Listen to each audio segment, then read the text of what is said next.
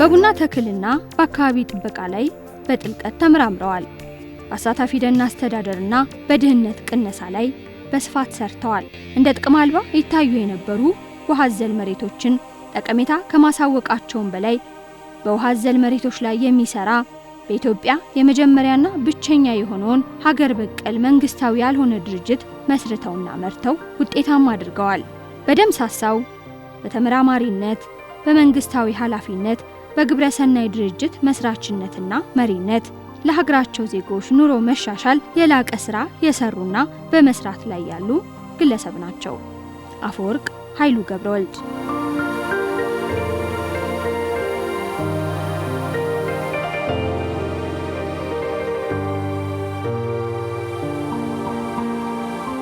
አፈወርቅ ኃይሉ ከእናታቸው ወይዘሮ ብርቄ ጎሮና ከአባታቸው አቶ ኃይሉ ገብረወልድ መጋቢት 1 ቀን 1947 ዓ.ም በቀድሞ ባሌ ክፍለ ሀገር ገናሌ አውራጃ ዶዶላ ኮኮሳ ወረዳ የገጠር ቀበሌ የተወለዱት። ከሰፊ ቤተሰብ ውስጥ የተገኙት አፈወርቅ ኃይሉ ለቤተሰቦቻቸው ሶስተኛ ልጅ ሲሆኑ 4 እህቶችና 6 ወንድሞች አሏቸው። የመጀመሪያ ደረጃ ትምህርታቸውን በዚያው በተወለዱበት ከተማ በኮኮሳ አንደኛ ደረጃ ትምህርት ቤት ከ1 እስከ 6ኛ ክፍል ተከታትለዋል። ከዛ በኋላ ወደ አዳባ ወደሚባል ወረዳ ሄጄ 7 እና 8 እዛ ተማርኩ። ሃይ ስኩል ጎባ ነው የተማርኩት። ባቱ ተራራ አጠቃላይ ደረጃ ትምህርት ቤት ይባላል በአሁኑ ጊዜ። እዛ ነው እስከ 12 የተከታተልኩት። ከ12ኛ ክፍል ለ2 ዓመት የእድገት በህብረት ዘመቻ ዘምቶ በዛ አካባቢ ቆይቷል። ከዛ ሲመለስ ነው እንግዲህ ማትሪክን ወስዶ መደበኛ ፕሮግራሙን ጨርሶ ዩኒቨርሲቲ ኮሌጅ የገባው ማለት ነው። እኔ ኦሮምኛን ጠንቅቄ ስለማውቅ የመሬት አዋጅን ከአማርኛ ወደ ኦሮምኛ ለአርሶ አደሩ እየተረጎም የሰራውበት ጊዜ ትዝ ይለኛል። በዛም የተነሳ ብዙ ማህበራትን አቋቁመን ወደ ስራ እንዲገቡ ያደረግንበት ሁኔታ ነው ማስታወሰው። መምህር መሆን የልጅነት ህልማቸው ነበር። የቤተሰቦቻቸው በከብት እርባታና በአነስተኛ እርሻ ስራ መሰማራት ግን ተፈጥሮን እንዲቀርቧት እንዲወዷትና እንዲመረምሯት ብቻ ሳይሆን አሁን ላሉበት የተፈጥሮ ጥበቃና የእርሻ ትምህርት ሙያቸውም ጽኑ መሰረት የጣለ ነበር። ህይወታቸው የተሻለ ስለነበረ በዛም ተስቤ ይሁን ወይንም መምህርነት ጥሩ ሙያ ነው ብዬ ስላሰብኩ መምህር ለመሆን ነበር ፍላጎት የነበረኝ። ግን ትምህርቴን ቀጥዬ ሃይ ስኩል ከገባው በኋላ ወደ እርሻ ተማሪነት እርሻ ለመማር አዘነበርኩ። ምክንያቱም ቤተሰቦቼን በግብርና ላይ ተሰማሩ ስለነበሩ ቢያንስ እነሱ የሚሰሩትን ማወቅና እነሱንም መደገፍ ከሚል ፍላጎት የተነሳ እርሻ ለመማር ፍላጎት ነበረኝ። ወደ ኮሌጅ የገባሁትም በዛ መልክ ነው። በወቅቱ የነበራቸው የ12ኛ ክፍል ውጤት ወደ ዩኒቨርሲቲ የሚያስገባ ቢሆንም በጓደኞቻቸው ግፊትና በሳቸውም የቆየ ፍላጎት ወደ ደብረ ዘይት እርሻ ኮሌጅ በማምራት በዲፕሎማ ተመርቀዋል። በተለይም ሆርቲካልቸር ላይ ፎከስ አድርጌ ነው የተማርኩት። ከዛ እንደጨረስኩ በቡናና ሻይ ልማት ሚኒስቴር ቡና ተክል ማሻሻያ ፕሮጀክት ውስጥ ተቀጥሬ ነው ያገለገልኩት። የደብረ ዘይት እርሻ ኮሌጅ ቆይታቸውን እንዳጠናቀቁ በቡናና ሻይ ልማት ሚኒስቴር በይርጋ ጨፌ ቡና ተክል ማሻሻያ ፕሮጀክት በመቀጠር በተለይም አርሶ አደሩ ምርጥ የቡና ዝርያዎችን እንዲተክልና ተጠቃሚ እንዲሆን ውጤታማ ተግባራትን አከናውነዋል። በይርጋ ጨፌ ከነበራቸው የ3 ዓመታት ቆይታ በኋላ የመጀመሪያ ዲግሪያቸውን ለመማር ወደ አለማያ እርሻ ኮሌጅ አምርተው በእጽዋት ሳይንስ የመጀመሪያ ዲግሪያቸውን አግኝተዋል። በ1970 ዓ.ም በአንድ የእርሻ ኮሌጅ ውስጥ አንድ ላይ ነበር የተማርነው። ከኮሌጅ በኋላ ግራጁዌት አድርገን ስራ ከገባን በኋላ በ3 ዓመት እንደገና ስራ ትምህርታችንን ለመቀጠል አለማያ ኮሌጅ ተገናኘን እና ትምህርታችንም ተመሳሳይ ስለነበረ በዛን ጊዜ ፕላን ሳይንስ ይባላል። ኦልሞስት ሁሉንም ኮርሶች አንድ ላይ ስለወስድ ስለነበረ ከዶርሚተራችን ሁለታችን ነበርና ተመሳሳይ ኮርሶችን ወስደው በዛ ምክንያት የበለጠ እንድንተዋወቅ ሆነ። ከዛ እንደተመለስኩ የመቱ ፕሮጀክት ጣቢያ ኃላፊ ሆንኩ። 2 ዓመት ከሰራው በኋላ ወደ ወለጋ ክፍለ ሀገር ተዛውሬ ምክትል ስራ አስኪያጅ እንደሆነ ሆንኩ። ከዛም ወደ ኢልባቦር ወደሚባለው በተመሳሳይ ፖዚሽን ተዛውሬ ለ3 ዓመት ያህል ሰርቻለሁ። በእነዚህ ዓመታት ውስጥ እንግዲህ እነኚህ ቀደም ሲል ስራ የነበረባቸው የቡና ተክል ማሻ ፕሮጀክቶች እንደገናም የቡና ልማት ወረዳዎች ስራዎችን በማስተባበርና በመከታተል ድጋፍ በመስጠት በኃላፊነት ደረጃ ነበር ስራ የነበረው። ገና ከትምህርት ቤት እንደወጣ ወደዛ ነው የመጣው እና እዛ የአንድ አካባቢ ወይም አንድ ቀጠና ኃላፊ ሆኖ ይሰራ ነበር እና እዛ ከገበሬዎች ጋር የሚሰሩትን ልማቶች ቡና መትከል ነውና በዛ የልማት ስራ እንቅስቃሴ ያደርግ ነበር እና እጅግ በጣም ጎበዝ፣ ጠንካራ፣ ብርቱ የሆነ ልጅ ነው።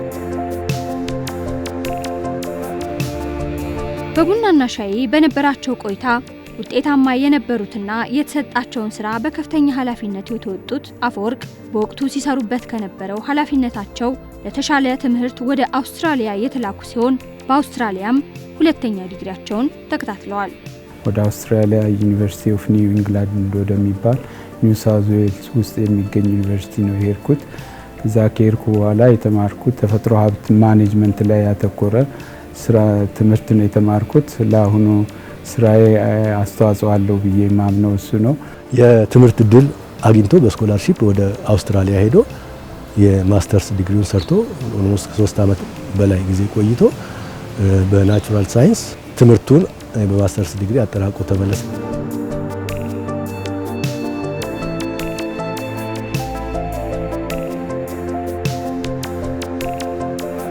ንግግራቸው ቁጥብ፣ አመለ መልካምና ስራቸውን አክባሪ የሆኑት አፈወርቅ ስለ ስራቸው እሳቸው ከሚናገሩት ይልቅ ስራቸው የሚመሰክርላቸው ብርቱ ሰው ናቸው። ጥሩ መሪ፣ ወንድም፣ አባት ነው። 17 ዓመት ጊዜ ውስጥ ስንኖር አንድም ቀን ማጋነን እንዳይሆን ተቆራርፈንም ተቀያይመንም ተቆጥቶም ተናግሮ አያውቅም። እንደውም ይሄ ስምን መላክ ያወጣዋል የሚባለው ነገር እሱ ላይ ሰርቷል ብዬ አስባለሁ። አፈወርቅ ነው የእውነት አንቺ ላይ የሚያሳየው እምነት ከስራ ጋር በተገናኘ ማንኛውንም ነገር ለመረዳት የሚሞክራቸው ነገሮች በሙሉ እንድታከብሪው እንድትወጁ ያደርግሻል። እነዚህ ሁሉ ነገሮች ደግሞ ባዶ አይደሉም፣ እውቀት መር ናቸው። በጣም ዲሲፕሊን እንዲሆኑ መልካም ሰው፣ ለቁጣ የማይቸኩሉ የስራን ምንነት የሚያሳዩሽ በህይወቴ አሉ ከምላቸው ምሳሌ ከማረጋቸው ሰዎች አንዱና ዋነኛው ናቸው ብዬ ስናገር ከሙሉ ልቤ ነው። ተናዶም ቢሆን ቢደሰትም ኮንስታንት ነው ፌሱ ላይ የምታየው ነገርና ሁሌ አንድ አይነት ነው፣ ባህሪው አይቀያየርም። የሚሰማ አይመስልሽም? ዝምተኛ ነው በጣም ግን በጣም ያዳምጣል፣ በጣም ይሰማል። ሁለተኛ ነገር ደግሞ ነገሮችን ወይም ደግሞ ግጭቶች ሲፈጠሩ የዛችሁ ሰዓት ላይ ብቻ ነው ኢሞሽናል የሚሆነው። ከዛ ከ5 ደቂቃ በኋላ ምናምን ቆይተሽ ብትጠይቂው ያንን ነገር ረስቶታል። የአውስትራሊያ ትምህርታቸውን ተከታትለው ወደ ሀገራቸው ሲመለሱ ከፍ ባለ ስሜት በሚወዱትና ህዝባቸውን ማገልገል በሚፈልጉበት ሙያ ለሀገራቸው ብዙ ሰርተዋል።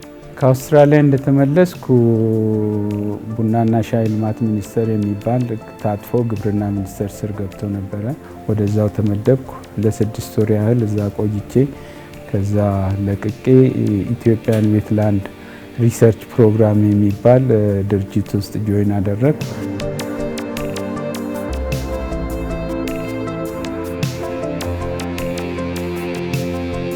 ከ1990 እስከ 1993 ዓ.ም በነበሩ 3 ዓመታት በኦሮሚያ ክልል ኤሎ አባቦራ ዞን የውሃ አዘል መሬቶች አጠቃቀም ላይ ያተኮረ ሰፊ ጥናትና ምርምር ተካሂዶ ነበር። በአዲስ አበባ ዩኒቨርሲቲና በእንግሊዙ ሃደርስፊልድ ዩኒቨርሲቲ ትብብር የተካሄደውን ይህንን የምርምር ፕሮግራምና የጥናት ቡድኑን ለ3 ዓመታት በብቃት የመሩትና ያስተባበሩት ደግሞ አፈወርቅ ኃይሉ ነበሩ። በአብዛኛው በስምጥ ሸለቆ አካባቢ በአዲስ አበባ ዩኒቨርሲቲ ተመራማሪዎች የተደረጉ አልፎ አልፎ ጥናቶች ነበሩ።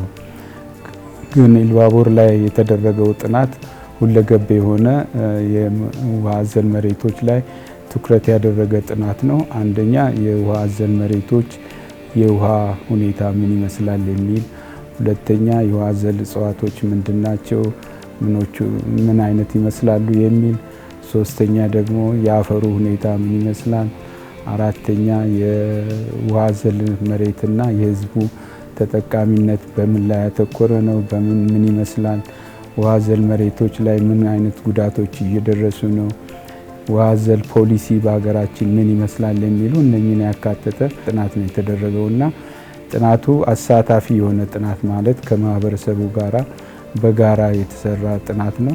ከመስራቾቹ አንዱ የነበሩት ፕሮፌሰር ኤድሪያን ውድ አሁን ኤሚሬትስ ፕሮፌሰር ናቸው።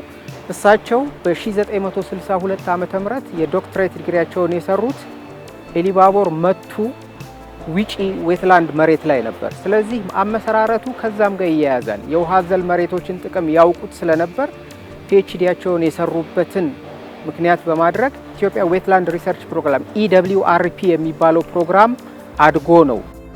አፈወርቅ ኃይሉ በኢሉ አባቦራ ለ3 ዓመታት በተካሄደው የኢትዮጵያ ውሃ አዘል መሬቶች ጥናት ፕሮግራም የተገኙ የምርምር ውጤቶችን ወደ መሬት ለማውረድ ብዙ ቢጥሩም በወቅቱ በተቀሰቀሰው የኢትዮ ኤርትራ ጦርነት ሳቢያ ሳይሳካላቸው ቀርቷል።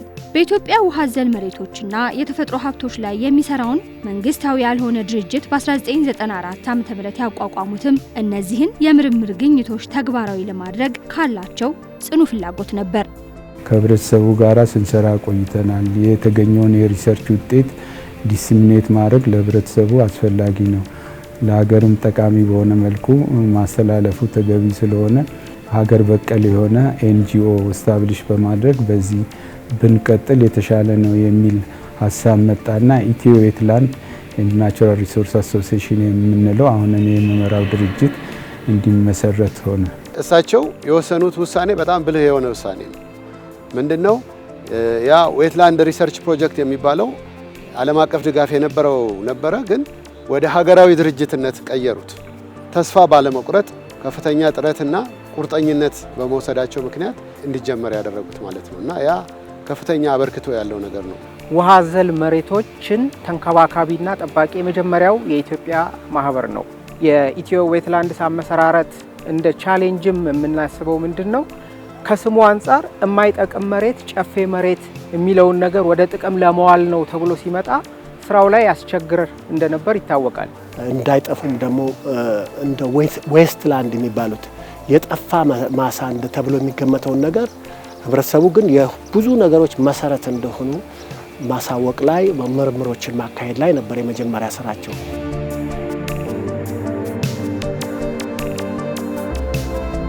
ውሃ አዘል መሬቶች በማህበረሰቡ ዘንድ ጥቅም እንደሌላቸው የሚታሰቡ ነገር ግን ማህበራዊ፣ ኢኮኖሚያዊና ስነ ምህዳራዊ ጠቀሜታቸው የላቀ የተፈጥሮ ሀብቶች ናቸው። ይህንን በማሳወቅና በርካታ ፕሮጀክቶችን በመተግበር ተጨባጭ ለውጦችን ማምጣት ችለዋል። ኢትዮጵያን ዊዲ ባዮማስ ፕሮጀክት የሚባል በዚህ ዙሪያ ባደረገው ጥናት ኢትዮጵያ ወደ አጠቃላይ የቆዳ ስፋቷ 1.6% የሚሆነው ውሃ አዘል ነው የሚል ጥናት አለ። በሌላ በኩል ደግሞ የውሃ ሀብት ልማት ሚኒስቴር ባጠናው ጥናት መሰረት ኢትዮጵያ እስከ 2% የሚደርስ የውሃ አዘል መሬቶች አሏት የሚል ጥናት ያሳያል። እነኚህ ውሃ አዘል መሬቶች ሰፊ ጠቀሜታ አላቸው። ሆኖም ግን በውሃ አዘል መሬትነት ተመዝግበው ወይንም ታውቀው በዛ መልኩ አስተዋጽኦ የሚያደርጉት ሳይሆን በቀጥታ ከሌላ እንደተገኘ ምርት ተወሱ ይወሰዳል። እንኳን ሌላው ሰውና የእርሻ ባለሙያዎች ራሱ ይሄን ረግረጋማ መሬት አጠንፍፎ ምርታማ ማድረግ ለምናስበው ሁልጊዜ ግን ዋና የብዝሃ ሕይወት መሰረት እንደሆኑ የዛን አይነት ግንዛቤ አልነበረንም። ከፍተኛ ምርት ያመጣሉ። ወለጋ ከ20 ሺህ ከ25 ሺህ ሄክታር በላይ እንደዚህ አይነት መሬቶች አሉ። እነዚህ መሬቶች ከዚህ በፊት እንዳው አንዳንድ ገበሬዎች የነቁ ገበሬዎች ምን ያሉ ገበሬዎች ይጠቀሙባቸው እንደሆነ እንጂ ብዙ ጥቅም ላይ ውለው አያውቁም ነበር። ግን ይሄ ፕሮጀክት ከተጀመረ ጀምሮ እነዚህ ነገሮች በከፍተኛ ምርት ላይ የገቡ መሬቶች ናቸው። ሊጠፉ የነበሩ ውሃ አዘል መሬቶች ወይም ዌትላንዶች በማህበረሰቡ ተሳትፎ እንዲጠበቁ ተደርጓል። በዛ ምክንያት ደግሞ አሁን ማህበረሰቡ በርካታ ዘርፈ ብዙ የሆኑ ጥቅሞችን እየተጠቀመ ያለበት ሁኔታ አለ። የማይጠቅመውም የተባለውን ሀሳብ ወደሚጠቅም ነገር ለመለወጥ በሚደረግ ጥረት እጅግ ዲቮትድ ሆነው ቅዳሜና እሁድ የለም፣ የስራ ሰዓት አይባልም፣ ማታ አምሽተው ስራውን ለማስኬድ እጅግ በርካታ ጥረት ያደርጉ እንደነበረና እያደረጉም እንዳለ አውቃለሁና በህይወቴ በቃ የሚደንቀኝም ነገር ዲቮሽናቸው ማለት ለስራው የተሰጡ ምክንያቱም ብቸኛ የመሆኑም ነገር ይመስለኛል። በፕሮጀክት መልክ ከምንቀርጻቸው ስራዎች አንዱ እርጥበት ማዘል የማይሆኑ አካባቢዎችን የሚያካትት ስራ ነው እኛንም ጨምሮ የምንሰራውና በዚህ ዙሪያ ላይ አቶ አፈወርቅ ከበቂ በላይ እውቀት አለው። ያንን እውቀቱንም ክህሎቱንም አብረውት ለሚሰሩት የስራ ባልደረቦቹ የተሸጋገረ ነው። በመስክ ላይም ወጥተሽ ስራውን ብትመለከቺ የዚህን ውጤቶች በየቦታው የተመዘገቡትን ውጤቶች ዛሬ ማየት መመልከትም ይቻላል።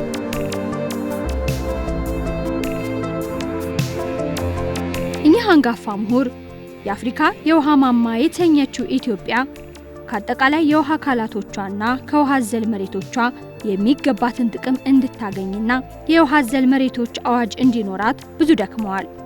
አዋጅ ድራፍት እንድናደርግ እድሉ ስለተሰጠን የተወሰኑ ስቴክሆልደሮችን በማሰባሰብ በዛ መነሻ የመጀመሪያውን ፖሊሲ ወይም አዋጅና ፖሊሲውን አንድ ላይ አጣምሮ ለፓርላማ ለማቅረብ ጥረት ሲያደርጉ ነበረ። ያ ሁኔታ ኢፒኤ ወደ ሌላ ድርጅትነት ከፍ ወደ ሚኒስትሪ ኦፍ ኢንቫይሮንመንት ኤንድ ፎሬስት ክላይሜት ቼንጅ ሲቀየር ያ ነገር ተቋረጠ። እስካሁን ኢትዮጵያ እንግዲህ ሌላው ራምሳር ኮንቬንሽን እንድትፈርም ጥረት የተደረገበት ሁኔታ አለ። ያም እስካሁን አልተሳካም። ኢትዮጵያ የዚህ የውሃ አዘል መሬቶች የራምሳር ኮንቬንሽን አባል እንድትሆን ጥያቄ ቀርቦ ነበር። ግን አሁንም የግንዛቤ ጥረቱ በደንብ ስላልተሻረ የሱ አባል ሁሉ አልሆነችም። በአፈወርቅ የተቋቋመው ኢትዮ ዌትላንድ ኤንድ ናቹራል ሪሶርስ አሶሲዬሽን በ5 ክልሎች ማለትም በአማራ፣ በኦሮሚያ፣ በጋምቤላ፣ በደቡብ ኢትዮጵያና በደቡብ ምዕራብ ኢትዮጵያ ክልሎች ከውሃ አዘል መሬቶች በተጨማሪ በተፈጥሮ ሀብት ልማትና እንክብካቤ፣ በተቀናጀ ልማትና በድህነት ቅነሳ ላይ የሚሰራ ድርጅት ነው። በተለይም ኢትዮ ዌትላንድ የሚታወቀው የዚህ የቬቲቨር ሳርን በማስፋፋት ግንባር ቀደም ድርጅት ነው ለማለት ይቻላል። ያ ቬቲቨር ሳር ደግሞ የአፈር መሸርሸርን የአፈር መከላትን የሚከላከል የሳር ዝርያ ነው። ይህንን ደግሞ ለአርሶ አደሮች በመስጠት አርሶ አደሮች በዙሪያቸው ያለውን የተፋሰስ አካባቢዎችን እንዲጠብቁ የመሬትን ምርትና ምርታማነት እንዲያሳድጉ በማድረግ ከፍተኛ አስተዋጽኦ ያደረገበት ሁኔታ አለ። ስራውን በውሃ አዘል መሬት ብቻ ሳይወሰኑ ወደ ሌላው አስፍተውት የሰውን ላይቭሊሁድ አኗኗር ሁኔታውን የመቀየር አካሄድ ውስጥ ነው የተገባው። እኛ የምንሄደው የምንሰራው ለማህበረሰብ ነው። ስለዚህ ማህበረሰብ ይቀበለዋል ወይ ይሄን ነገር የነሱ ፍላጎት ነው ወይ እናበረክተው አስተዋጽኦ ማህበረሰብ ህይወት ላይ የራሱን አስተዋጽኦ አሳርፏል የሚለውን ነገር በደንብ ትኩረት ያደርግበታል። በግብርና በንጹህ መጠጥ ውሃ አቅርቦት፣ በሴቶችን አቅም በማጎልበት የሴቶችን የኑሮ ደረጃ በመቀየር በመሳሰሉት በተፈጥሮ ጥበቃና አካባቢን ጥበቃ በተመለከተ በብዙ ሚሊዮን የሚቆጠር ብሮችን ኢንቨስት አድርገን በጋራ የበርካታ ሚሊዮኖችን ኢትዮጵያኖች ህይወት ቀይረናል። እንዲህ አይነት ስራ እምነት ይጠይቃል፣ ኃላፊነትንም ይጠይቃል እና አቶ አፈወርቅ እነዚህን ሁለቱን እኛ ለምናስቀምጣቸው ክራይቴሪያዎች የተዋጣለት ሰው ነው ብለን ስለምናምን ተባብረን ነው የምንሰራው። በተቻለ መጠን ኮረፕሽን እንዳይኖር ስራ ውስጥ ለዚህ እንግዲህ አቶ አፈወርቅ ቀኝ እጃችን ነው።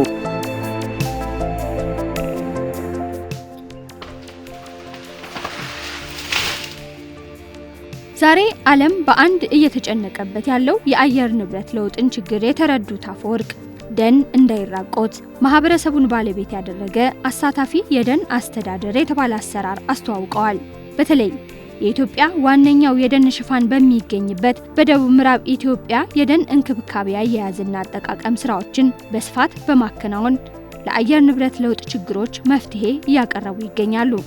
ደቡብ ምዕራብ ኢትዮጵያ እንግዲህ እንደሚታወቀው የሀገሪቱ ርጥበታማ የሆነ ይሄ አፍሮ ሞንቴን ፎረስት የሚባለው በእንግሊዘኛ የሚገኝበት አካባቢ ነው። ያ አካባቢ ማለት በተለይ በሁለት ተፋሰሶች መካከል የሚገኝ ነው። አንዱ በባሮ አኮቦ ተፋሰስ ስር ነው። ሁለተኛው ደግሞ በግቤ ኦሞ ተፋሰስ ውስጥ የሚገኝ ነውና በዛ ተፋሰስ ዙሪያ ላይ የሚሰሩ ስራዎች በሙሉ በእነዚህ ተፋሰሶች ውስጥ ያሉ ዌትላንዶች በአግባቡ እንዲጠበቁ ከፍተኛ አስተዋጽኦ የሚያደርግበት ሁኔታ አለ። ደቡብ ምዕራብ ኢትዮጵያን እንደምናውቃት በአብዛኛው የቡና ማምረቻ ነው። ቡና ማምረቻ ሲሆን ደግሞ ቡና ጥላ ይፈልጋል ይባላል። ቡናውን ለመጠበቅ ፎረስቱ ያስፈልገዋል። ስለዚህ አሳታፊ የደን ልማት ማለት ደኑም ሳይጠፋ ሌሎቹም የቡናውም ሆነ የሌሎቹ የኮረሪማ የዝንጅብል የመሳሰሉትን የልማት ስራዎችን አብሮ እንዲያካሂድ ይደረግ የነበረው ትልቅ ጥረት ነበር። ድሮ እንደሚደረገው ደንን ለመጠበቅ ዘበኛ አቁሞ ለዘበኛው ከፍሎ አካባቢ ያለውን ሰው ከዚህ ተጠቃሚ እንዳያደርግ ከደኑ ተጠቃሚ እንዳያደርግ ማድረጉ ውጤታማ እንዳልሆነ ከዛ በፊት በተሰሩ ፕሮጀክቶች ታይቶ ነበር። አሁን ገበሬው ወይም ደግሞ አካባቢ ያለው ነዋሪ ይሄ ተፈጥሮ ሀብት ዝም ብሎ ያለ እንትን ዛፍ ብቻ ሳይሆን ጥቅም ላይ ሊውል የሚችል ነው፣ እኔንም ይጠቅመኛል እንዲል ማህበረሰብ አሳታፊ የደን አገልግሎት እንዲሆን አደረጉ። ከፍተኛ የሆነ የካርበን ክምችት ያለበት ነው።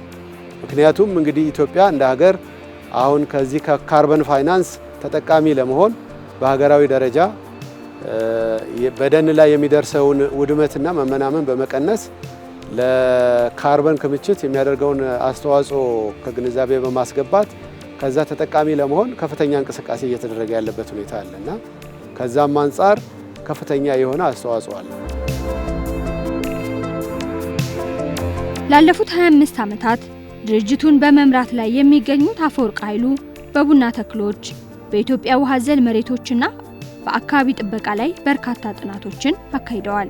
በሀገር አቀፍ ደረጃ የተለያዩ ወርክሾፖችን በማዘጋጀት ሰው እንዲረዳ በጽሁፍ መልክ በአማርኛም በኦሮሚኛም ስለ ውሃ ዘል መሬቶች የተለያዩ ጽሁፎችን በማዘጋጀት የበለጠ ግንዛቤ እንዲኖር ጥረት ያደረግንበት ሁኔታ ነው ያለው።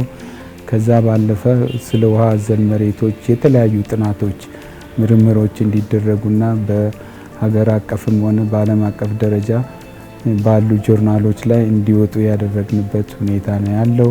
ኢትዮጵያ ውስጥ የቡና ልማትን መሰረቱ ከሚባሉ ሰዎች መካከል በተለይ ደቡብ ምዕራብ ኢትዮጵያ ላይ አንዱ እሳቸው ናቸው። ያ ቀላል የሚባል አይደለም። ከቡና ችግኝ ጀምሮ በቡና ተከላ ላይ በቡና በዚህ በፍሬው ላይ በቡና ላይ እጅግ በጣም ተመራማሪ ነው እና ብዙ የምርምር ወረቀቶች ምኖች በደረጃው ይጽፋል። ስለዚህ እሱ በጣም ከፍተኛ የሆነ የምርምር ስራዎችን ሰርቷል። ትትርናቸውና የመልካም ስብዕና ባለቤትነታቸውን የሚያውቋቸው ሁሉ ይስማሙበታል። ለቆሙለት ዓላማ ታማኝ መሆናቸው በሁሉ የሚመሰከርላቸው አፈወርቅ ኃይሉ ሙያን ከምግባር ጋር ያጣመሩ ውድ የኢትዮጵያ ልጅ ናቸው። እያንዳንዱን ሰው በትኩረት ይመለከታል። ችግሩን፣ ደህንነቱን በጥልቀት ነው የሚያየው። ከስራው ውጪ ስራው ላይ አይታማም። ከጠዋት እስከ ማታ ነው የሚሰራው። የሱ ስራ ወዳድነት ሁሉንም ሰራተኛ ስራ ወዳድ አደረገው። ስራ አለመውደዳችን ከሱ ጋር ሰርተሽ ቀን ነው በቃ ፖዚቲቭ አመለካከት ነው ውስጥ ያለው ማለት ነው። በቃ የሚያስበው ምንም ኔጌቲቪቲ እንደዚህ አይነት ነገር ማስብም አለቃ ነኝም ብሎ ራሱን እዛ ጋር ማያደርስም። ስራም በጣም አክባሪ ናቸው። ስራቸውን በጣም ነው የሚወዱት። አመመኝ ደከመኝ በምክንያት የመቅረት ነገር የለም። ኢቭን አሟቸው እንኳን ቢሮ ውስጥ በስራ የሚያሳልፉበት ጊዜ ረጅም ነው። አንድ ስራ እቅድ ውስጥ ካስገባ ያንን ስራ ሳይጨርስ ወደ ኋላ መመለስ የማይችል ሰው፣ ሁለተኛ ሰዎችም በተሰጣቸው ኃላፊነት መሰረት ስራቸውን በአግባቡ እንዲሰሩ ክትትል የሚያደርግ በዛውም ልክ ደግሞ ድጋፍ የሚያደርግ ሰው ነውና ስራ ላይ በጣም ጠንካራ ነው። ስራቸውን በጣም አትኩረው ነው የሚከታተሉት። ስለዚህ የተጀመረ ነገር እስኪፈጸም ድረስ እረፍት የላቸውም። ጭምት ነው፣ ጨዋ ነው፣ ንግግሩ በልክ ነው። ሰውን የሚያስቀይም ንግግር እኔ ከሱ ጋር እስካለው ድረስ ሰምቼም አላውቅም። ይሄ ነገር ይጠቅማል ብሎ በሚያስበው ነገር ሁሉ እጅግ በጣም አትኩሮ ነው የሚሰራው እና በዚህ ላይ መደናቀፍ አይፈልግም። አቶ አፈወርቅን ለመግለጽ ብለን ለመናገር ቃላትም ይከብዳል። እጅግ በጣም የሚመች ፐርሰናሊቲ ያለው ሰው ነው። በጣም ደግ ሰው ነው። ጥፋት እንኳን ሲፈጸም የተፈጸመውን ጥፋት ሃንድል የሚያደርጉበት መንገድ እሱ ሃንድል የሚያደርግበት መንገድ እጅግ በጣም ሰብአዊነት በተላበሰው ግን መሰረቱን ባለቀቀ ለሰራተኞቹ ሙሉ ክብር የሚሰጥ ሰው ራሱን ያከበረ በሰራተኞቹ የተከበረ ሰራተኞቹ የሚወዱት እኛም በጣም የምናከብረው እጅግ በጣም የምንወደው እጅግ በጣም ጥሩ ሰው ነው።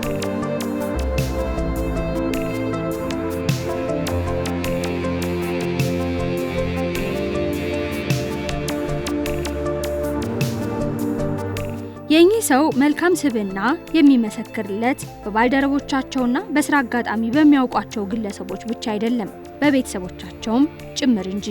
የተዋወቅነው በስራ ተመድቤ ሄጄ ነው። እሱ የሚሰራበት መስሪያ ቤት እኔ ጅማ እርሻ ኮሌጅ ነበር የተማርኩት። ከዛ ግራጁዌት አድርጌ ቡናና ሻይ የሚባል መስሪያ ቤት ለምደባ ሲሄድ ተዋወቅን። ከዛ ግራጁዌት ሲያደርግ ለቤተሰቦቻችን ኢንፎርም አደረግ ነገርን እና ለነሱ ነግረን ወደ ጋብቻ መጣን። ከተጋባን ወደ 39 ዓመታችን በጓደኝነት ያሳለፍነውን ጊዜ ስንጨምር ወደ 44 45 ዓመት ሊሆነው ነው። በምንም መልኩ ብትዩ እሱ እንደሆነ ክፉ ነገር አይናገርም፣ አይቆጣም። ምክር ስፈልግ እሱ ነው ማናገረው። አንዳንድ ነገሮች መስራት ስፈልግ እና በጣም የሚመች ባህሪ ያለው ባል ነው። ለእኔ እግዚአብሔር የሰጠኝ ስጦታ ነው ብዬ ነው ማስበው። ልዩ ስጦታዬ 45 ዓመት በትዳር እንድንቆይ ምክንያት የሆነው ይሄ የሱ ባህሪ ነው፣ የሱ አክብሮት ነው። ለልጆቹ ያለው ክብር፣ ለባለቤቱ፣ ለቤቱ ባለው ጊዜ ለኛ ጊዜ ይሰጠን ነበረ። በጣም የስልክ ኮንታክቶች ነበሩን። በጣም ነው የምንደዋወለው። ይሰማናል፣ ጊዜ ይሰጠናል ከስራ ሰዓት ውጪ ማለት ነው ባለው ነገር። ስራው ላይ ደግሞ በጣም መልካም እና ታታሪ አባት ነው ያለኝ እና ስራውን በሚገባና ኃላፊነት ወስዶ ነው የሚሰራው። ስራን ለነገ የማይሉና የጀመሩትን ከዳር ሳያደርሱ እንቅልፍ የማያገኙት እኚህ ትጉ ምሁር በደረሱበት ሁሉ መስለው ገበሬውን አስተባብረው የማህበረሰቡን ህይወት ለመቀየር የሚሄዱበት ርቀት ለወዳጆቻቸውም የሚያስገርማቸው ነው። ግለሰቦች አንድ ላይ መጥተው ቤተሰብ አንድ ላይ መጥቶ ህዝብን ሀገርን ይመሰርታልና በአባወራ በማዋራ ደረጃ የማህበረሰብ ኑሮ ማሻሻያ ላይ የተሰራው ስራ ቀላል አይደለምና ያ ደግሞ የእሳቸው አበርክቶ ነው። ይህን ድርጅት በመስራታቸው ምክንያትና ከፍተኛ አበርክቶ አድርገዋል። እንግዲህ ላበረከቱት ነገር በጣም ላመሰግናቸው እወዳለሁ። በጣም የሚያስገርመኝ በስራው ላይ ያለው ኮንሰንትሬሽን ነው። ቢሮ እስከ 11 ሰዓት ተኩል ይቆያል። እንደገና ቤት ይገባል። ቤት ገብቶ ማረፍ ነው የሚያስፈልግሽ ቀኑ ሙሉ ስራ ሲሰራ ከተዋለ ማለት ነው። እሱ ግን መጥቶ ኮምፒውተሩ ላይ ነው የሚቀመጠው። እስካሁን እድሜው ድረስ ምንም ያህል ቢደክመው ምንም ቢልም እያንዳንዱ ነው እንግዲህ ስራዎቼ በብዛት ከመስክ ጋር ይገናኛሉ። መስክ ወጣለሁኝና አብሮን ነው የሚሄደው። እንግዲህ ወደ ቁልቁለት ወዳለበትም ከተማ ወዳለበትም ማህበረሰቦችን ወርዶ ማናገር ቁጭ ብሎ እያንዳንዱን እንግዲህ እያንዳንዱ ኮሚኒቲ ቤት ገብተሽ አናግረሽ አጀንዳ አለችው እሷ ላይ ቁጭ ብሎ መዝግቦ ባለፈው የሄደን ጊዜ እንደዚህ ብለው ነበረ። እንግዲህ አንድ ፕሮጀክት አለ፣ የተለያዩ ፕሮጀክቶችን ነው የሚመራው። ተነጋግሮ ይሄ ነገር እንዴት ይሁን በምክክር ነው የሚያምረው። ይሄ ነገር እንዴት እናድርግ፣ እንዴት ቢሆን ይሻላል ብሎ የሰውን ሀሳብ በጣም ነው የሚያዳምጠው። ሁሉ ነገሩ የተመሰገነ እንደዚህ አብሬው ረጅም ጊዜ ብሰራው ምናምን ብለሽ የምትመኝ ሰው የለም።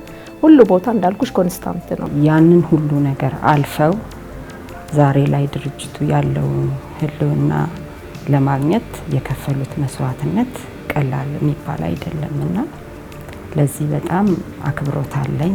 እውቀቱን ሳይሰስት ጉልበቱን ሳይሰስት ለስራው የሚሰጥ በታማኝነት የሚያገለግል አልፎም ከሱ ባለፈም እኛ እንደሱ ጠንካራ ሰራተኛ እንድንሆን በየጊዜው ባገኘው አጋጣሚ የተለያዩ ምክሮችን የተለያዩ ሀሳቦችን ሼር የሚያደርገን ጠንካራ ሰራተኛ ነው። ስራው ላይ የሚያደርገው ትጋት አንዳንድ ጊዜ እኔንም እንደገና እንዳይ ያደርገኛል። እያንዳንዷን ነገር ንቅስ አድርጎ ማውጣትን መቻሉ በጣም የተለየ ነገር ነው። ብዙዎቻችን አንድ ላይ ነበር፣ እንደዛ አይደለንም። ትጋታችን የሱን ያህል አይደለም። አፈወርቅ አሁን ባለበት ደረጃ ላይ እጅግ በጣም ከፍተኛ የሆነ ለሀገሪቷ በተለይ ለዚህ በምዕራብ ኢትዮጵያ ላሉት አካባቢዎች እጅግ ከፍተኛ የሆኑ ስራዎች ይሰራል። ለገበሬው አክብሮት ያለው ሰው ነው እና በተለይ በዚህ በአርሶ አደሩ በኩል ላይ በጣም የተወደደና የተከበረ ስለሆነ በዚህ በጣም አደንቀዋለሁ። እውነት ለመናገር በዚህ ዘመን እንዲህ አይነት ኦነስት የሆነ ሰው በድፍረት ነው የምናገረው፣ ኦነስት የሆነ ሰው ማግኘት በጣም ከባድ ነው። አቶ አፈወርቅ እጅግ በጣም ኦነስት የሆነ ሰው ነው እና በዚህ ጆርኒ ውስጥ አሁን በምንሰራው ጆርኒ ውስጥ አካል በመሆኔ ፓርት በመሆኔ እጅግ በጣም ደስተኛ ነኝ ሆነን ለመናገር።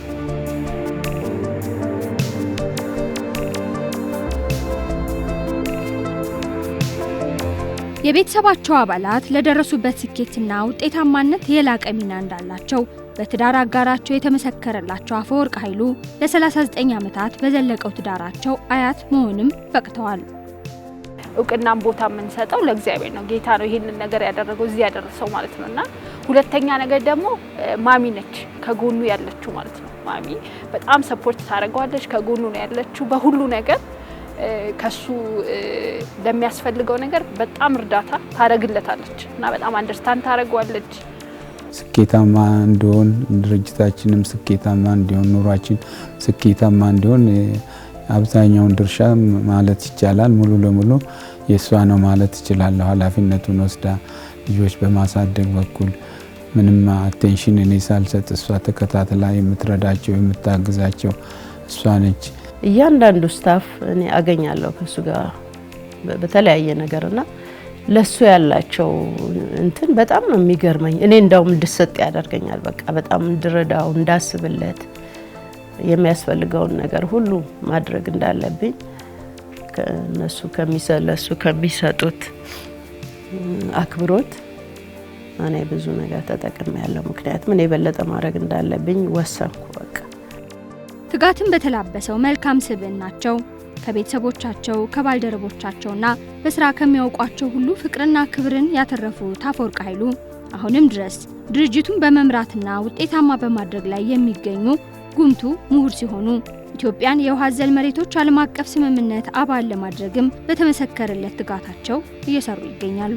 እኔ በጣም ደስ የሚለኝ ከድህነት ቅነሳ ጋራ በተለይም የድሃ ቤተሰቦችን እየረዳን ስለሆነ በሚያደርጉት ፕሮግረስ በተለያየ ጊዜ ደጋግመን ሄደን ስለምናያቸው ያደረጉትን ፕሮግረስ በማይበት ጊዜ በጣም የሚያረካኝ አንዱ ትልቁ ነገር በህይወቴ እሱ ነው።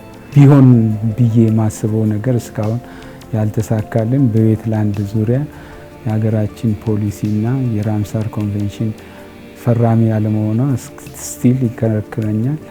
ወደፊት ይሳካል የሚል እምነት አለኝ። ሙሉ እድሜያቸውን ከአለማያ ዩኒቨርሲቲ ተመርቀው ከወጡ በኋላ የተፈጥሮ ሀብት ጥበቃ ላይ ነው።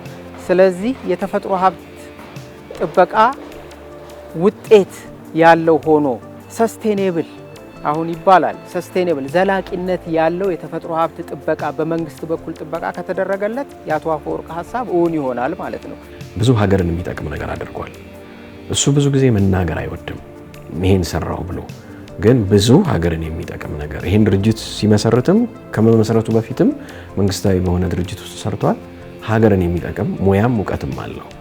ረጅም እድሜ ኖሮት የሚመጣው ትውልድ እውቀቱን እንዲያካፍል አቶ አፈወርቅ በብዙ መልኩ ዛሬ ብዙ ፈልገን ከማናገኛቸው ሰዎች ውስጥ አንዱ ነው ለኔ። አቶ አፈወርቅን ዛሬ በእውቀቱ ባለው ኤክስፒሪየንስ ኢትዮጵያ ልትጠቀምበት የሚገባ ሰው ነው።